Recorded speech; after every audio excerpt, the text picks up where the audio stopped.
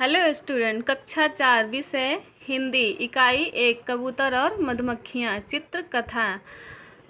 चित्र आधारित कहानी पढ़िए। बच्चों, चित्र के आधारित कहानी पढ़नी है हमको। तो नदी के किनारे एक पेड़ है, पेड़ पर मधुमक्खियों का छत्ता है। पहले चित्र में दिख रहा है ना, तो एक रानी मधुमक्खी है, वो नदी में गिर पड़ी। दूसरे चित्र में कबूतर उसकी सहायता करता है और रानी मधुमक्खी को बचाता है। तीसरे चित्र में है कि शिकारी शिकार करने आता है और मधुमक्खियाँ उसे काट लेती हैं, जिसकी वजह से कबूतर बच जाता है। तो इसी के आधारित एक कहानी है। यह कहानी मैं आपको पढ़कर सुनाती हूँ। नदी के किनारे एक पेड़ था, पेड़ पर मधुमक्खियों का छत्ता था। छत्ते में बहुत सी मधुमक्खियाँ रहती थी, उसमें एक रानी मधुमक्खी भी थी। एक दिन की बात है, रानी मधुमक्खी छत्ते से बाहर निकलते ही नदी में गिर पड़ी। उसने पानी से निकलने का बहुत प्रयत्न किया, पर वह ना निकल सकी। वह नदी की धार में बहने लगी। नदी के किनारे एक कबूतर पानी पी रहा था। उसने रानी मधुमक्खी को पानी में छटपटाते हुए देखा। उसे मधुमक्खी पर बहुत दया आई। वह उसे बचाने का उपाय सोचने लगा। अचानक उसे एक उपाय सूझा। वह तेजी से उड़कर पेड़ के नीचे पहुंचा। पेड़ के नीचे सूखे पत्ते पड़े थे। कबूतर ने एक पत्ता अपनी चोंच में दबाया और नदी के किनारे किनारे उड़ने लगा। कुछ ही दूर उसे रानी मधुमक्खी दिखाई दी। उसने पत्ता मधुमक्खी के बिल्कुल आगे डाल दिया। मधुमक्खी पत्ते पर चढ़ गई और डूबने से बच गई।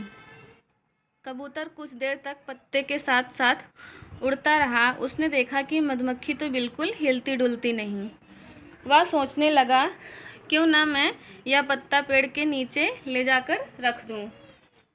उसने पानी में अपनी चोंच बढ़ाई और पत्ता चोंच में दबाकर पेड़ के नीचे लाके रख दी। नीचे ले गया। कुछ देर तक वह बात की प्रतीक्षा करता रहा कि मधुमक्खी हिलती डुलती है या नहीं। रानी मधुमक्खी कुछ हिलने लगी। वह धीरे धीरे पत्ते पर चलने भी लगी। उसने कबूतर की ओर देखा। कबूतर को विश्वास हो गया कि अब मधुमक्खी बच गई। रानी मधुमक्खी धीरे धीरे उड़कर अपने छत्ते में चली गई। रानी मधुमक्खी के छत्ते में ना होने से सभी मधुमक्खियां परेशान थीं। उसके लौट आने से सभी को बड़ी प्रसन्नता हुई। एक दिन शिकारी उधर आया। वह नदी के किनारे घूम घूमकर चिड़ियों का शिकार करने लगा। उसके भय से सभी पक्षी इधर उधर उड़ने लगे। जिस कबूतर ने रानी मधुमक्खी को बचाया था, वह भी उड़ता हुआ उसी पेड़ के पास आ गया। डर के मारे वह पेड़ के पत्तों में छिप गया। रानी मधुमक्खी ने उस कबूतर को देखा तो तुरंत मधुमक्खियों से कहा, हमें किसी भी तरह इस कबूतर की रक्षा करनी चाहिए। रानी मधुमक्खी की बात सुनते ही कई मधुमक्खियां छत्ते से निकल पड़ी। उधर शिकारी ने कबूतर को देख लिया। वह उसकी ओर निशाना साध ही रहा था कि मधुमक्खियां तेजी से उसकी ओर झपटी। उन्होंने शिकारी को कई जगह काट लिया। शिकारी घबरा गया और उसका निशाना चूक गया। कबूतर ने भय के मारे अपनी आंखें बंद कर ली। थोड़ी देर बाद उसने अपनी आंखें खोली तो देखा शिकारी अपना सिर पकड़कर बैठा है। उसे कुछ मधुमक्खियां पेड़ की ओर आती दिखाई दी। कबूतर सब कुछ समझ गया। उसने मधुमक्खियों की ओर देखा और मन ही मन धन्यवाद दिया। तो बच्चों, इस कहानी से हमें यह सीख मिलती है कि हमें एक दूसरे की सहायता करनी चाहिए। अब है बच्चों सदार टिप्पणी। मधुमक्खी एक प्रकार की मक्खी जो फूलों का रस चूसकर इकट्ठा करती है। धार, पानी का बहाव, छटपटाना, तड़फड़ाना, प्रतीक्षा, इंतजार, रक्षा, आपत्ति, आक्रमण, हानि, नाश आदि से बचाना। शिकारी, शिकार करने वाला, भय, डर। बच्चों, अब है स्वाध्याय। निम्नलिखित प्रश्नों के उत्तर एक एक वाक्य में लिखिए। मधुमक्खियों का छत्ता कहाँ पर था? तो बच्चों, इसका उत्तर है मधुमक्खियों का छत्ता पेड़ पर था। कबूतर ने रानी मधुमक्खी की मदद कैसे की? तो इसका उत्तर है कबूतर ने एक सूखा पत्ता मधुमक्खी के आगे डाल दिया, जिससे मधुमक्खी की मदद की। सभी मधुमक्खियाँ क्यों परेशान थी? तो बच्चों, इसका उत्तर होगा रानी मधुमक्खी के छत्ते में ना होने से सभी मधुमक्खियाँ परेशान थी। चौथा प्रश्न है शिकारी नदी के किनारे क्यों आया? तो इसका उत्तर होगा शिकारी नदी के किनारे शिकार करने आया। पांचवा प्रश्न है कबूतर पेड़ के पत्तों में क्यों छिप गया? तो इसका उत्तर है शिकारी को देखकर कबूतर पेड़ के पत्तों में छिप गया।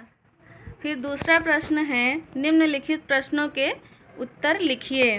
रानी मधुमक्खी ने दूसरी मधुमक्खियों से क्या कहा?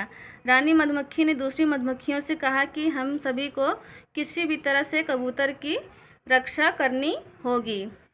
दूसरा प्रश्न है बच्चों मधुमक्खियों ने कबूतर की सहायता कैसे की? मधुमक्खियों ने शिकारी को काट लिया जिससे शिकारी का निशाना चूक गया और इस तरह से मधुमक्खियों ने कबूतर की सहायता की। तीसरा प्रश्न है बच्चों कोष्ठक में दिए गए शब्दों में से उचित शब्द चुनकर रिक्त स्थानों की पूर्ति कीजिए। जैसे इसमें कोष्ठक में लिखा हुआ है शिकारी, प्रयत्न, चोंच, मधुमक्खियाँ, प्रतीक्षा और भय। तो इसमें से देख के आपको लिखना है। मैंने इसमें लिख दिया है। जैसे पहला है पेड़ पर मधुमक्खियों का छत्ता था। फिर दूसरा है रानी मधुमक्खी ने पानी से निकलने का प्रयत्न किया। तीसरा है कबूतर ने एक पत्ता अपनी चोंच में दबाया। चौथा है भय के मारे कबूतर ने अपनी आंखें बंद कर ली। पांचवा है बच्चों शिकारी ने कबूतर को देख लिया। छठा है कबूतर रानी मधुमक्खी के हिलने ढुलने की प्रतीक्षा करता रहा। चौथा प्रश्न है बच्चों अब कारण दीजिए।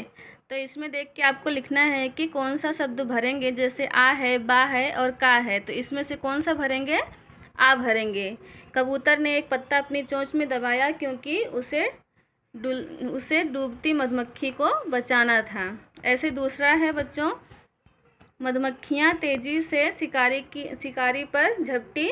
तो इसमें का वाला भरेंगे क्योंकि वे कबूतर को बचाना चाहती थी। बच्चों अब है पांचवा प्रश्न निम्नलिखित शब्दों के पर्यायवाची शब्द लिखिए। पहला है दिन, दिवस। दूसरा पानी, जल। प्रयत्न, कोशिश। प्रतीक्षा, इंतजार। भय, डर। पेड़, वृक्ष। उपाय, तरकीब। मदद, सहायता। आँख, नयन। अब है बच्चों छठा प्रश्न निम्नलिखित शब्दों के विलोम शब्द लिखिए। अपनी, पराई। प्रसन्न, अप्रसन्न। एक, अनेक। बाहर, अंदर। नीचे, ऊपर। दिन, रात। विश्वास, अविश्वास। आगे, पीछे। पास, दूर। अब इसके बाद है बच्चों बोलो और लिखो। तो इसको आपको बोलना है और लिखना है देख के। मक्खन, मक्खी। रत्न, प्रयत्न। अन्न, प्रसन्न। कन्या, धन्यवाद। प्रेम, प्रतीक्षा। पढ़ो, समझो और लिखो। तो आँख का, आँखें। बात का, बातें। रात का, रातें। बंदूक का, बंदूकें। बहन का, बहनें।